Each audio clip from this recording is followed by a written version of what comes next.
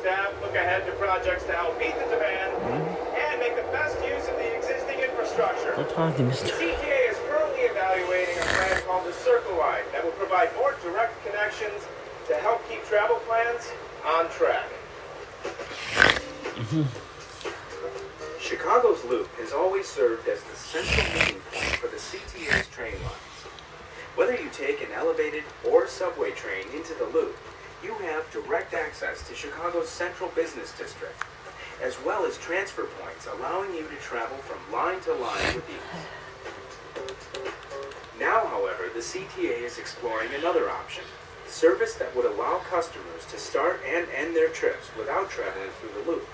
The proposed service would improve connections between all of the CTA's rail lines, as well as Metra's commuter rail lines, to better accommodate the growth of businesses and residential areas outside of the Loop. The Circle Line is slowly taking form, thanks to a lot of community input and extensive research conducted by the CTA. We're finding, based on our studies that we've done and visits we've made to other cities that do have a Circle Line concept, that it really is something that works very, very well to move people around, as well as just to build a very robust system that makes it very easy for people to get from point A to point B, and maybe even with a stop at C and D along the way. Of course, establishing a Circle Line, whether it's through new transit service or by expanding existing service, is a lengthy process, which begins years in advance of actually seeing those plans become reality. The CTA is currently in the alternatives analysis process for the Circle Line project, which is just one of several steps necessary for securing funding from the Federal Transit Administration's highly competitive New Starts Grant Program.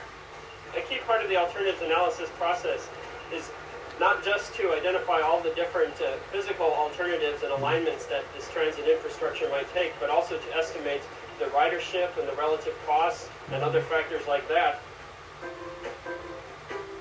The Circle Line's alternatives analysis study began by looking at a wide area, from Pershing Road on the south to Western Avenue on the west, to Fullerton on the north, and the lakefront on the east. Through the analysis that's been done so far and incorporating the public input that's been provided, the corridor that is being looked at most closely runs along Ashburn Avenue, roughly between Archer Avenue on the south and North Avenue on the north. The alternatives currently under analysis include both traditional CTA heavy rail as well as bus rapid transit. The alternatives analysis study will ultimately recommend a single, locally preferred alternative. This recommendation will be based on careful analysis on what would best serve the region.